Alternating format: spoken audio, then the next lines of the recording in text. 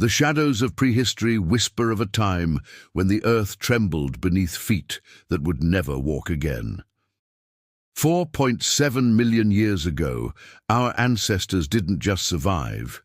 They witnessed the planet's most brutal transformations, where every sunrise could be their last.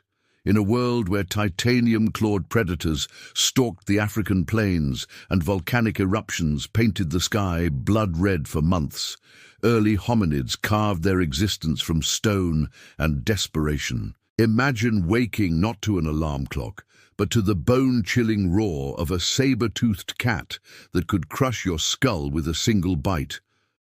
This was reality for Australopithecus anamensis, our distant relatives who lived when the world itself was a predator.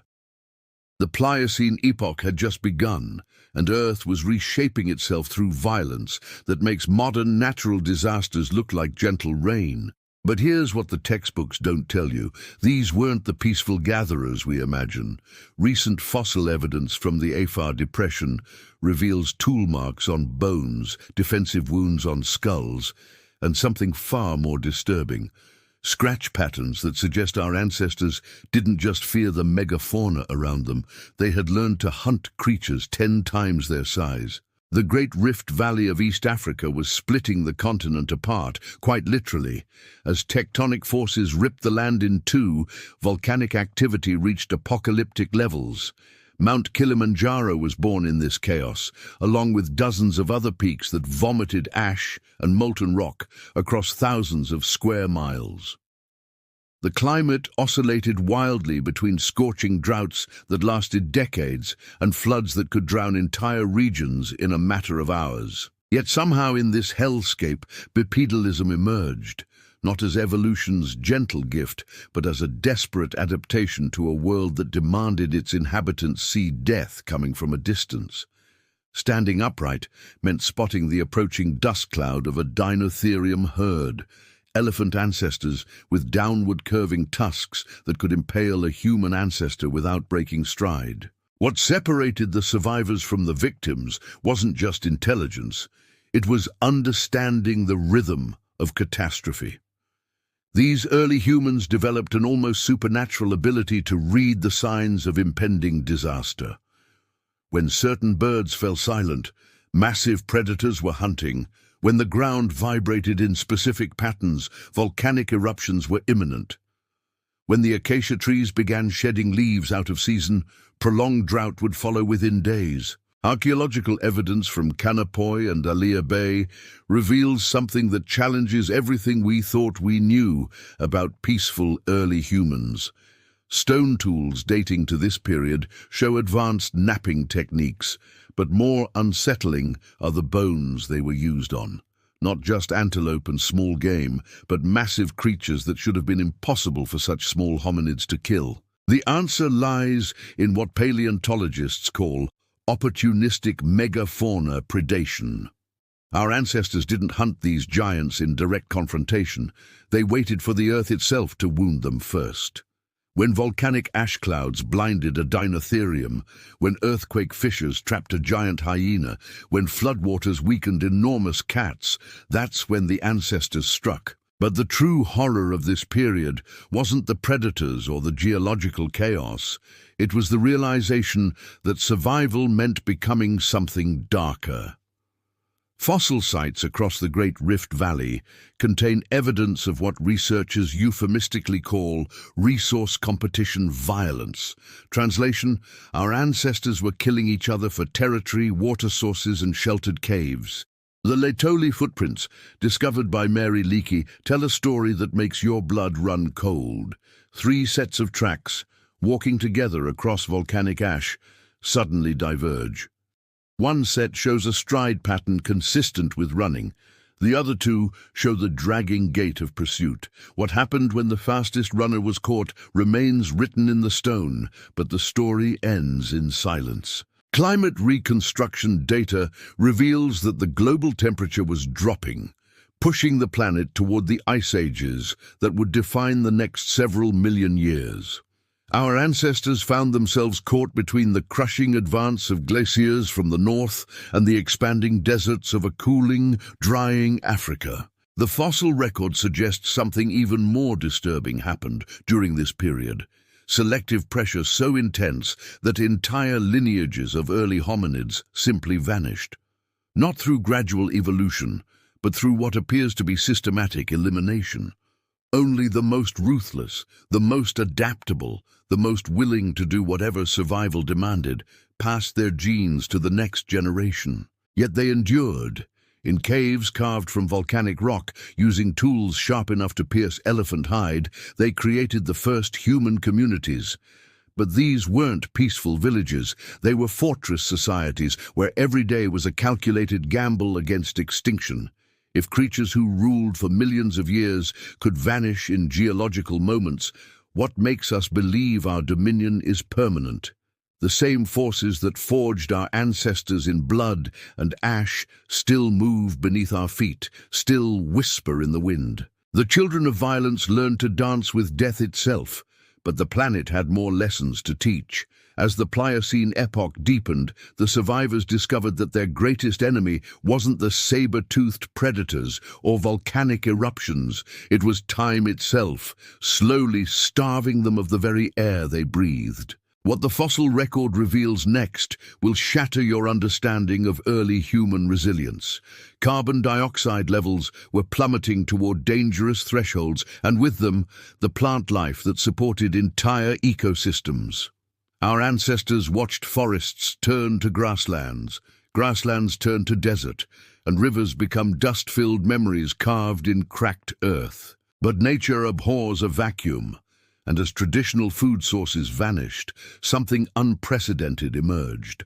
Tool marks on fossils from this period show a sophistication that shouldn't exist. Evidence of systematic bone marrow extraction, controlled fire use, and most disturbing of all, what appears to be primitive food preservation techniques. These weren't desperate scavengers anymore.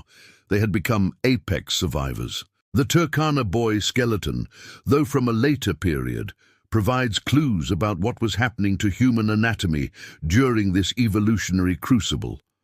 Longer legs, more efficient walking mechanics, enhanced heat dissipation systems. Our ancestors were literally being sculpted by catastrophe into survival machines. Every genetic adaptation was paid for in the blood of those who couldn't keep up. Yet here's where the story takes a darker turn. Recent discoveries in the Afar region reveal communal burial sites that date to this exact period. Not the peaceful interments we associate with early human culture, but mass graves where dozens of individuals show identical trauma patterns. Evidence suggests these weren't battle casualties. They were ritual sacrifices during times of extreme resource scarcity. The volcanic winter phenomenon explains what drove them to such desperation. When Mount Toba erupted in Indonesia around this time, it triggered a global cooling event that lasted decades. Ash clouds blocked sunlight across continents, crop failures became the norm, and megafauna populations crashed worldwide. For our ancestors in Africa, it meant competing for diminishing resources with creatures still vastly more powerful than themselves. Archaeological evidence from sites like Hadar reveals how they adapted to this new reality. Tool caches buried at strategic locations across hundreds of miles, suggesting coordinated migration patterns. Carved symbols on rocks that might represent primitive maps or territorial markers. Most chilling of all, modified caves with narrow entrances and multiple escape routes, the architecture of a species that knew it was being hunted. The predator-prey dynamics of this period defied everything we understand about natural balance. Dinophilis, the false saber-toothed cat, specialized in hunting early hominids. Fossil evidence shows these enormous cats developed hunting strategies specifically designed to counter human intelligence, pack coordination, ambush tactics, and the ability to track human scent across vast distances. But evolution is a two-sided blade. As predators evolved to hunt humans more effectively, humans evolved to become more dangerous prey. Microscopic analysis of stone tools from this era reveals traces of plant-based poisons, suggesting our ancestors had learned to tip their weapons with toxins that could kill creatures 20 times their size. The climate data from ice cores tells us that during this period, temperatures fluctuated by as much as 10 degrees Celsius within single decades. Imagine watching your entire world transform from tropical paradise to frozen wasteland and back again in a single lifetime.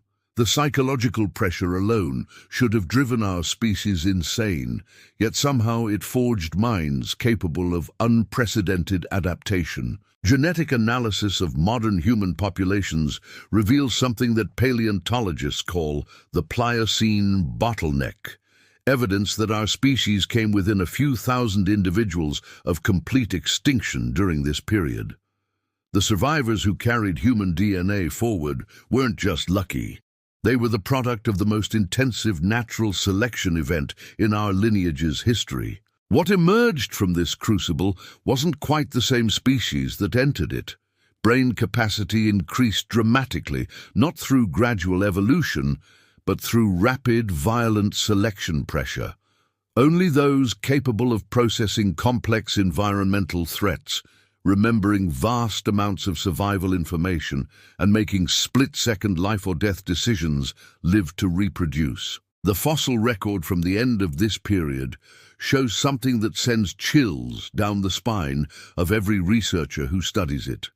Sudden changes in bone density, muscle attachment points, and cranial capacity that suggest our ancestors underwent rapid physical transformation, as if the planet itself had decided what the next stage of human evolution would look like. Rock art from caves occupied during this time period depicts scenes that don't match any known African fauna. Massive creatures with impossible anatomies, beings that seem to blend characteristics of multiple species, landscapes that look more like alien worlds than prehistoric Earth. Either our ancestors possessed incredibly active imaginations, or they witnessed things that died out completely, leaving no fossil evidence behind. As the Pliocene epoch neared its end, the survivors had become something unprecedented in Earth's history, a species that thrived on catastrophe. While other lineages required stability to flourish, humans had developed the opposite adaptation. We became most dangerous, most innovative, most capable precisely when everything around us was falling apart. The final sites from this period contain evidence of the first permanent human settlements, not peaceful villages, but fortress communities built into cliff faces and volcanic caves. These weren't just homes, they were evolutionary laboratories, where the final touches were put on the species that would eventually rule the planet. Yet every civilization built on the bones of catastrophe carries the memory of its origins.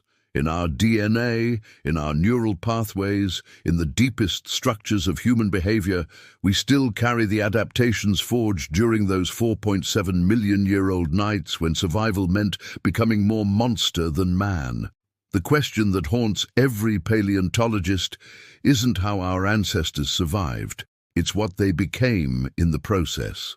And whether, in our comfortable modern world, we've forgotten the lessons written in ash and blood across the prehistoric landscape. If you want to uncover the next forbidden chapter of Earth's history, follow us into the shadows where science meets nightmare and discover what other secrets lie buried in time.